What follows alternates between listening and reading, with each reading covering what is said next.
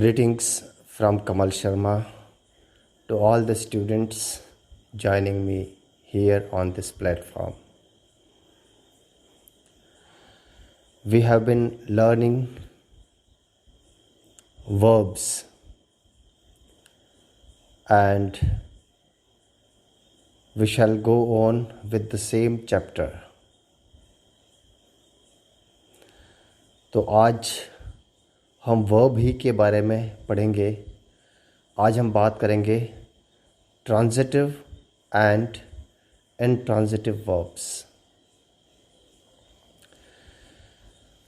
Transitive and intransitive verbs क्या होती हैं, इसको एक एग्जाम्पल के ज़रिए समझने की कोशिश करेंगे।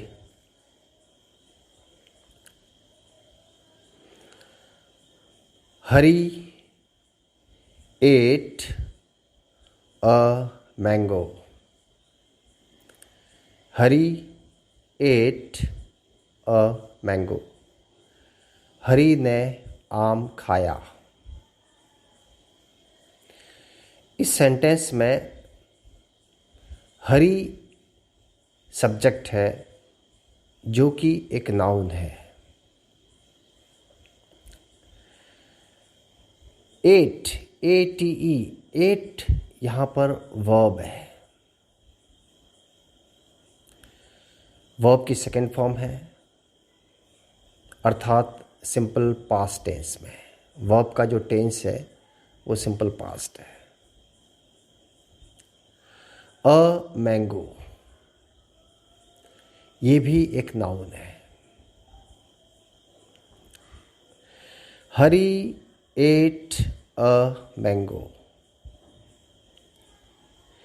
हरी सब्जेक्ट है क्योंकि वो किसी एक्शन को परफॉर्म कर रहा है, किसी काम को कर रहा है। हरी काम क्या कर रहा है? एट खाने का। और हरी जो काम कर रहा है, जो एक्शन हरी के द्वारा किया जा रहा है, उस एक्शन को रिसीव करने वाला अ मैंगो।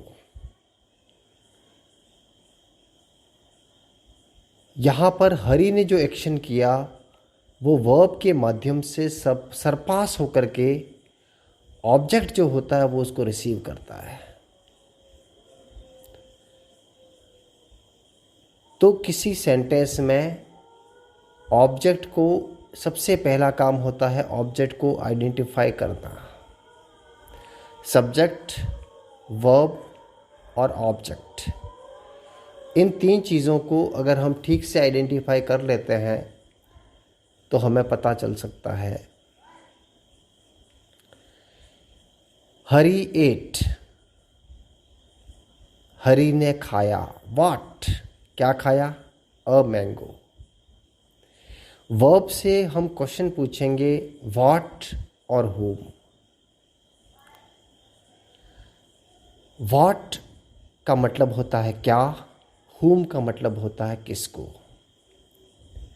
वर्ब से दो प्रकार के प्रश्न पूछेंगे, व्हाट अर्थात क्या और whom अर्थात किसको। इन दोनों में से किसी भी एक प्रश्न का भी अगर जवाब हमें मिल जाता है तो वो जो शब्द होगा वो उस वर्ब का ऑब्जेक्ट कहलाएगा। यहाँ पर हरी एट, हरी ने खाया। At what? A mango. A mango. तो यहाँ पर अ मैंगो जो है वो एट वर्ब का ऑब्जेक्ट है। तो यहाँ पर जो एट वर्ब है वो ट्रांजिटिव वर्ब कहलाएगी। ट्रांजिटिव वर्ब का मतलब ये होता है कि ऐसी वर्ब जो अपने एक्शन को, सब्जेक्ट के द्वारा किए गए एक्शन को सरपास करके ऑब्जेक्ट तक पहुंचाती है। और जब इसको पैसिव वॉइस में चेंज करते हैं तो वो वर्ब दोनों ही स्थितियों में कोऑपरेट कर सकती है। जब ऑब्जेक्ट को सब्जेक्ट की जगह पर ले जाते हैं और सब्जेक्ट को ऑब्जेक्ट की जगह पर ले जाते हैं, ऐसी स्थिति में, दोनों ही स्थितियों में वो वर्ब हमेशा कोऑपरेट करती है, वो इतनी फ्लेक्सिबल होती है, अपनी फॉर्म चेंज करके उसकी पैसिव फॉर्म में रह करके सेंटेंस के निर्माण में बहुत इम्पॉर्टेंट रोल प्ले करती है। तो ऐसी जो वर्ब होती है वो ट्रांजिटिव वर्ब होती है। अगर इसको सरल शब्दों में समझें तो ट्रांजिटिव वर्ब वो होगी जिसका ऑब्जेक्ट होगा। The verb which has an object is always a transitive verb. जिस वर्ब का ऑब्जेक्ट होगा वो ट्रांजिटिव वर्ब कहलाएगी, और जिस वर्ब का ऑब्जेक्ट नहीं होगा वो इंट्रांजिटिव वर्ब कहलाएगी। वो इंट्रांजिटिव इसलिए है कि सब्जेक्ट ने कोई एक्शन किया और वो एक्शन सरपास होकर के ऑब्जेक्ट तक नहीं पहुंचा, क्योंकि ऑब्जेक्ट है ही नहीं वहाँ पर, तो वो एक्शन वहीं पर ब्लॉक हो जाता है। तो वो वर्ब जो है वो इंट्रांजिटिव कहलाएगी। फॉर एग्जाम्पल, दो सेंटेंसेस के थ्रू समझने का प्रयास करें। The driver stopped the bus. The driver stopped the bus. Driver ने बस को रोका। यहाँ पर द ड्राइवर सब्जेक्ट है, स्टॉप्ड यहाँ पर वर्ब है। Stopped what? रोका, क्या रोका? The bus. द बस यहाँ पर ऑब्जेक्ट है। ये जो ऑब्जेक्ट है वो सब्जेक्ट के द्वारा किए गए एक्शन को रिसीव कर रहा है। तो यहाँ पर जो स्टॉप्ड वर्ब है वो ट्रांजिटिव कहलाएगी, क्योंकि इसका ऑब्जेक्ट है। और देखें, the bus stopped at the station. The bus stopped at the station. Bus station पर रुकी। यहाँ पर द बस सब्जेक्ट है, स्टॉप्ड वर्ब है। Stopped what? No answer. Stopped whom? No answer. What और whom दोनों ही क्वेश्चंस का आंसर अवेलेबल नहीं है। तो यहाँ पर जो स्टॉप्ड वर्ब है वो इंट्रांजिटिव वर्ब है, क्योंकि इसका ऑब्जेक्ट नहीं है। तो कोई वर्ब लेबल की हुई नहीं होती है कि ये ट्रांजिटिव है और ये इंट्रांजिटिव है। कोई वर्ब ट्रांजिटिवली या इंट्रांजिटिवली फंक्शन कर सकती है। कोई वर्ब ट्रांजिटिव या इंट्रांजिटिव नहीं होती है, वो लेबल्ड नहीं है। वो ट्रांजिटिवली या इंट्रांजिटिवली फंक्शन कर सकती है। फॉर एग्जाम्पल, आपने यहाँ पर देखा the driver stopped the bus. यहाँ पर जो स्टॉप्ड वर्ब है वो एक ट्रांजिटिव वर्ब है, क्योंकि इसका ऑब्जेक्ट है। The bus stopped at the station. यहाँ पर जो वर्ब है स्टॉप्ड वो इंट्रांजिटिव वर्ब है, क्योंकि इसका ऑब्जेक्ट नहीं है। So in simple words, a verb may function transitively और intransitively। तो किसी भी वर्ब को ट्रांजिटिव या इंट्रांजिटिव तय करने का तरीका ये होता है कि सबसे पहले हमें ये टेस्ट करना होगा कि उस वर्ब का ऑब्जेक्ट है या नहीं है। कभी कभी किसी वर्ब के दो ऑब्जेक्ट भी हो सकते हैं। जिस वर्ब का एकमात्र ऑब्जेक्ट है वो वर्ब मोनोट्रांजिटिव वर्ब कहलाएगी। जिस वर्ब का एक ऑब्जेक्ट है वो मोनोट्रांजिटिव वर्ब कहलाएगी। किसी वर्ब के दो ऑब्जेक्ट भी हो सकते हैं। किस तरह से? The teacher taught the students a lesson. The teacher taught the students a lesson. Teacher ने विद्यार्थियों को एक लेसन पढ़ाया। यहाँ पर द टीचर सब्जेक्ट है, taught यहाँ वर्ब है। वर्ब से हम क्वेश्चन पूछेंगे what. The teacher taught, teacher ने पढ़ाया। व्हाट, क्या पढ़ाया? A lesson. व्हाट का आंसर अवेलेबल है, अ लेसन जो है वो डायरेक्ट ऑब्जेक्ट कहलाएगा। द टीचर टॉट, टीचर ने पढ़ाया। हुम, किसको पढ़ाया? The students. द स्टूडेंट्स जो है वो इनडायरेक्ट ऑब्जेक्ट कहलाएगा। आमतौर पर वर्ड का आंसर हमें जहाँ से मिलता है वो डायरेक्ट ऑब्जेक्ट है, और हुम का आंसर हमें जहाँ से मिलता है वो इनडायरेक्ट ऑब्जेक्ट है। तो ऐसी वर्ब जिसके दो ऑब्जेक्ट होते हैं उसे हम डाई ट्रांजिटिव वर्ब कहते हैं। Ditransitive verb. और एग्जाम्पल देखें। She gave me a gift on my birthday. She gave me a gift on my birthday. उसने मुझे मेरे जन्मदिन पर एक उपहार दिया। यहाँ पर शी सब्जेक्ट है। शी गेव, उसने दिया। What? A gift. A gift जो है वो यहाँ पर डायरेक्ट ऑब्जेक्ट है।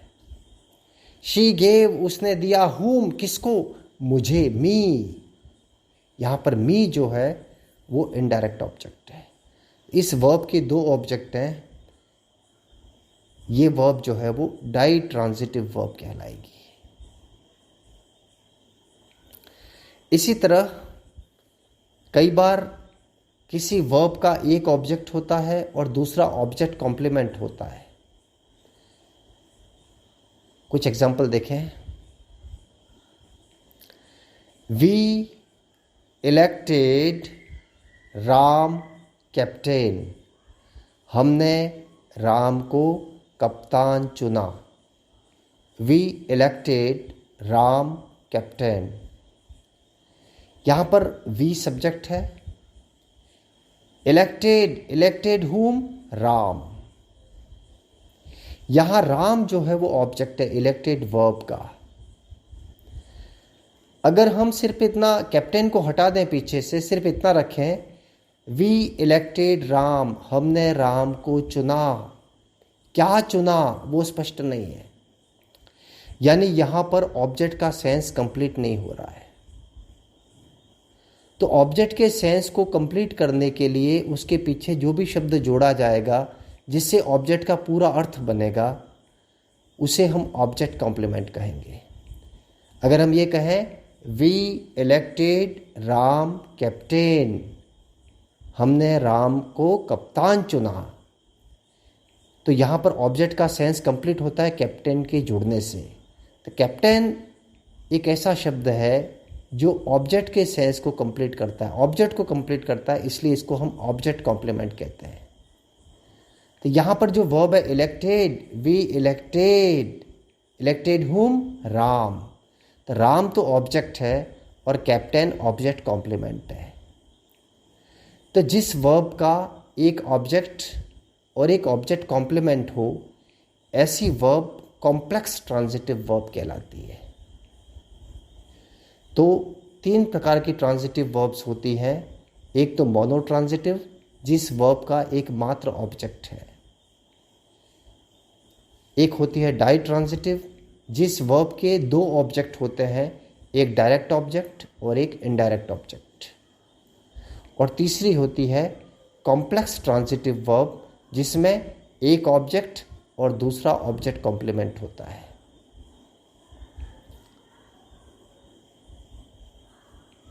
इसी तरह से कुछ वर्ब्स ऐसी होती हैं जो कॉजेटिवली अगर काम करती है तो वो ट्रांजिटिव होती है, अदरवाइज वो हमेशा इंट्रांजिटिव वर्ब होती है। किस तरह? The horse walks, the horse walks fast, घोड़ा तेज चलता है। यहां पर द हॉर्स सब्जेक्ट है, वॉक्स वर्ब है। Walks what? No answer. Walks whom? No answer. यहां पर वॉक्स जो है वो एक इंट्रांजिटिव वर्ब है। और वॉक आमतौर पे इंट्रांजिटिव वर्ब ही होती है। लेकिन अगर ये वॉक जो वर्ब है वो कॉजेटिवली काम करे तब वो ट्रांजिटिव वर्ब भी हो सकती है। The horse walks fast, the horse walks fast. यहाँ पर जो वॉक्स है वो एक इंट्रांजिटिव वर्ब है। अगर ये पॉजिटिवली काम करेगी तो ये ट्रांजिटिव हो जाएगी। किस तरह से? The man walks the horse, the man walks the horse. आदमी घोड़े को चलाता है। द मैन वॉक्स, आदमी चलाता है। हुम, किसको चलाता है? द हॉर्स, घोड़े को चलाता है। यहां पर जो वॉक्स है वो ट्रांजिटिव वर्ब है। इसी तरह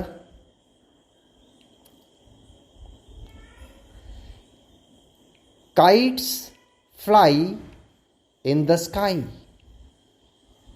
kites fly in the sky. पतंगें आकाश में उड़ती हैं। यहां पर काइट्स सब्जेक्ट है, फ्लाई, फ्लाई वर्ब है। Fly what? No answer. Fly whom? No answer. तो फ्लाई यहां पर एक इंट्रांजिटिव वर्ब है। लेकिन अगर ये वर्ब पॉजिटिव वर्ब की तरह काम करे तो वो ट्रांजिटिव हो सकती है। For example, the boys fly kites, the boys fly kites. लड़के पतंग उड़ाते हैं। द बॉयज फ्लाई, लड़के उड़ाते हैं व्हाट? काइट्स। तो फ्लाई यहां पर ट्रांजिटिव वर्ब है क्योंकि इसका ऑब्जेक्ट है। तो कुछ वर्ब्स ऐसी होती हैं जो जब पॉजिटिवली काम करती हैं उसी समय वो ट्रांजिटिव वर्ब की तरह काम कर सकती हैं, अदरवाइज वो इंट्रांजिटिव वर्ब ही होती है। जितनी स्टेट ऑफ बीइंग को बताने वाली वर्ब्स है वो सभी इंट्रांजिटिव होती है।